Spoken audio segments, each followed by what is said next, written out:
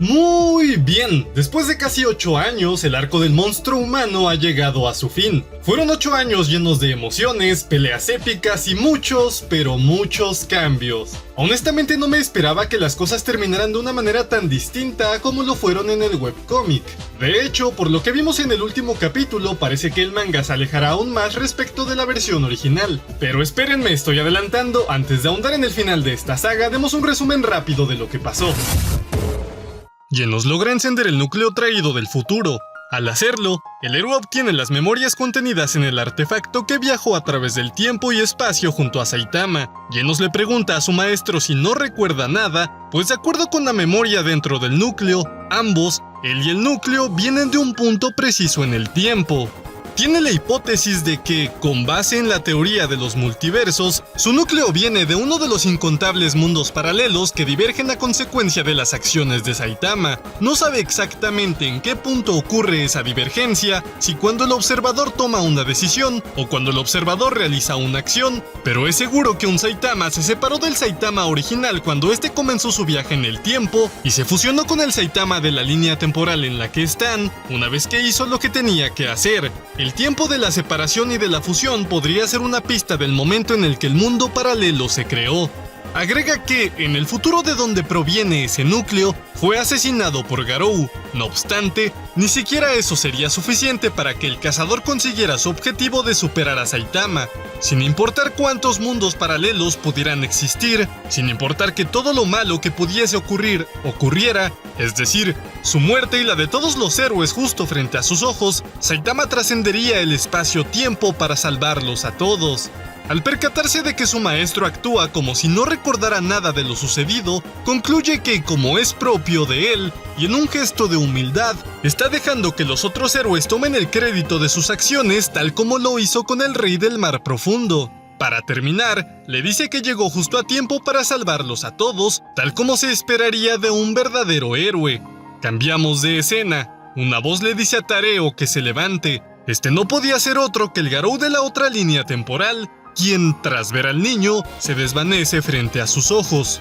Tareo no logra entender lo que sucede, piensa que está soñando, pero alcanza a escuchar algunas voces a la lejanía, por lo que se dirige hacia ellas. La causa del ruido son todos los héroes que aún estaban cerca del campo de batalla. Estos golpean al monstruo humano por la paliza que les había dado cuando empezó su cacería. Garou no entiende absolutamente nada desde que recibió ese misterioso golpe que le quitó todo su poder divino. Sin embargo, recibe los ataques sin resistirse. Quizás se deba a la influencia de su yo del futuro, pero no tiene manera de saberlo. Inesperadamente, Metal Bat interviene diciéndole a los héroes que se detengan. Sweet Mask le responde que no, ya vieron de lo que es capaz, por lo que si solo se sientan y tratan de platicar con él, el cazador acabaría con todos. Además, como ya se transformó en un monstruo por completo, ejecutarlo es la mejor opción.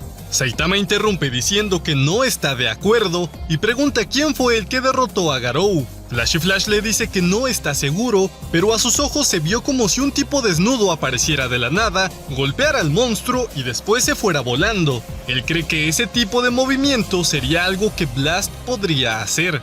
Genos le comenta a su maestro que si alguien tiene el derecho para decidir qué es lo que se hará con Garou, ese debe ser él. Saitama le responde que no sabe mucho sobre derechos o cómo lidiar con cosas, pero que luce como si el cazador se estuviera dejando golpear por los héroes. Propone que sigan haciéndolo hasta que se sientan satisfechos, pues de todos modos no están consiguiendo mucho. Nuevamente, otro clase S llega a detener a los héroes. Esta vez se trata de Zombieman, quien le dice a Garou que no es posible que un humano pueda alcanzar tal cantidad de poder simplemente convirtiéndose en monstruo. Le pregunta si no había otra fuente de poder que lo estuviera utilizando como catalizador, como por ejemplo Dios, ya que uno de los ejecutivos con los que combatieron presentaba características similares. Garou se ríe, le dice que no tiene idea de lo que está hablando, que todo lo que pasó fue gracias a él y que se apresuren a matarlo. Sweet Mask le toma la palabra, se prepara para hacerlo, pero es detenido por Tareo. El niño les grita a todos que esa persona es un verdadero héroe, que lo ha salvado muchísimas veces, y le dice a Garou que huya de ahí. Los héroes debaten sobre lo que deberían hacer, piensan que deben detenerlo antes de que cause más desastres. Además, al ser un monstruo no tienen otra opción. De repente, un sonido detiene la discusión. Se trata del King Engine a su máxima potencia. El clase S les dice que se detengan, pues hay un niño mirando.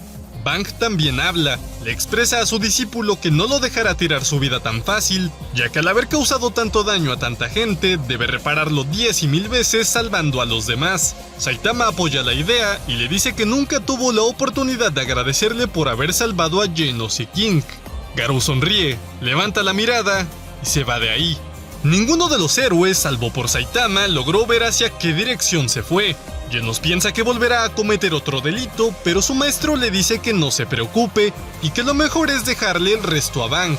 Sin previo aviso, todo un ejército robótico llega al lugar. El responsable es Metal Knight, quien le comunica a los héroes que todos han sido envenenados por radiación, así que deben someterse a algunas pruebas y procedimientos de desintoxicación cuanto antes. Por su parte, Saitama observa a su alrededor. Le dice a Genos que primero deben llevarlo con el Dr. Kuseno para que arregle sus extremidades y después podrán empezar a buscar en los escombros las cosas que sobrevivieron de su apartamento.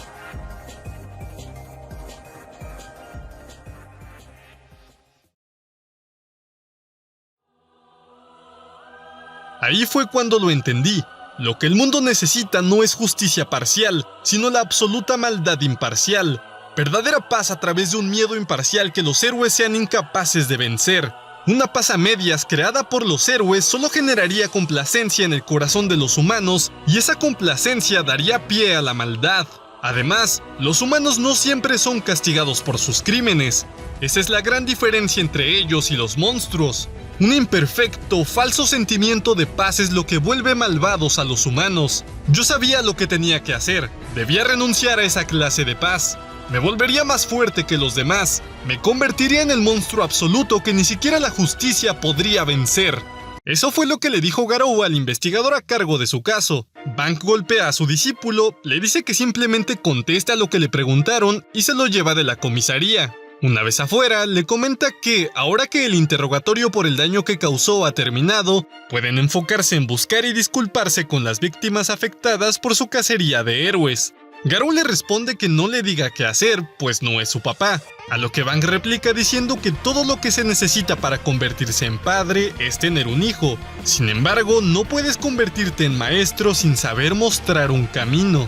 Le dice que le hizo pasar un mal rato, pero que ayudó que estuviera en un lugar tan fácil de encontrar. Recuerda que dio con su discípulo en unas cascadas secretas de entrenamiento que él mismo le mostró, así que probablemente quería ser encontrado.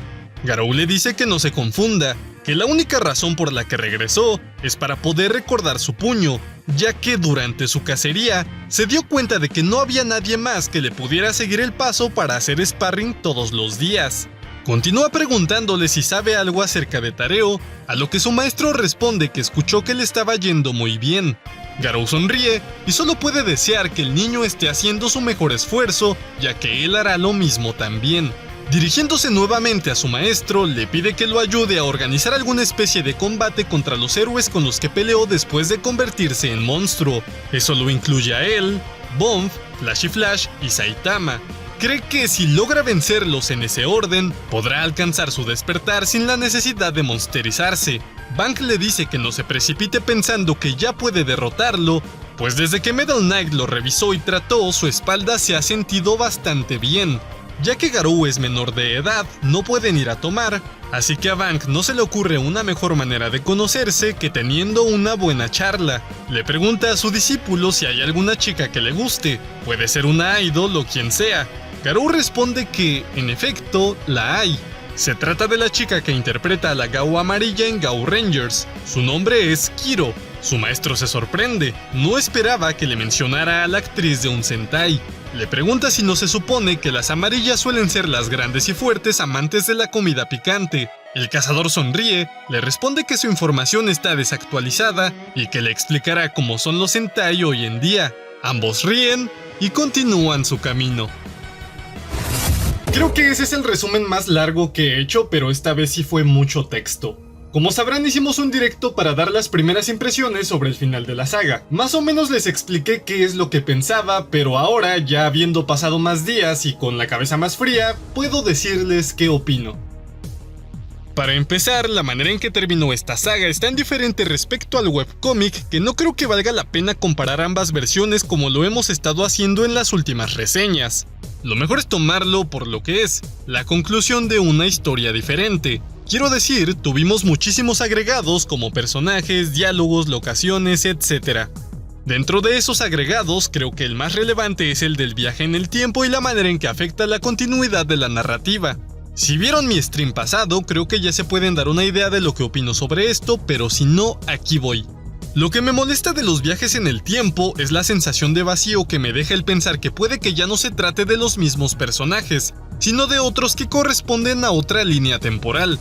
Al principio me sacó mucho de onda ver cómo Garou del futuro desaparecía frente a los ojos de Tareo. De verdad pensé que el Garou que empezó todo esto había desaparecido y ahora tendríamos a un Garou distinto, de otra línea temporal que tomaría su papel en la historia. Algo así como lo que pasó en la saga de Black en el manga de Dragon Ball Super. No obstante, luego de meditarlo un poco, creo que lo más sano es pensar que, en efecto, esa línea temporal ya no existe, pero los personajes siguen siendo los mismos, solo que ahora siguen una línea temporal que responde a las acciones de Saitama. Con mi sanidad mental restaurada, puedo continuar.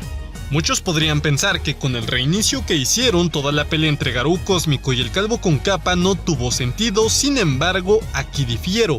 Para mí, aportó mucho a la construcción de personaje de Saitama. Genos nos lo deja muy claro. El que las cosas en ese mundo hayan tomado la dirección que tomaron es una muestra del heroísmo de Saitama. Se mantuvo fiel a la promesa de Tareo incluso en la peor de las circunstancias, perdonó a Garou después de lo que hizo y hasta aprendió una nueva técnica para poder salvarlos a todos. No solo eso, para nosotros los fans también fue bastante interesante ver cuán lejos podía llegar el Calvo y de qué manera podía encarar a alguien que, cuando menos unos momentos, podía llegar a igualarlo.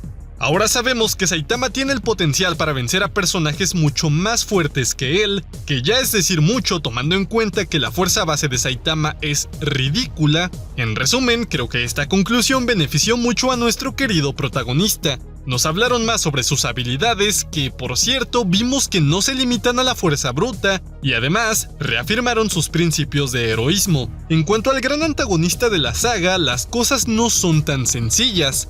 No podría decir que su final fue bueno o malo, más bien diría que fue apresurado. Tan apresurado que no lo sentí tan natural.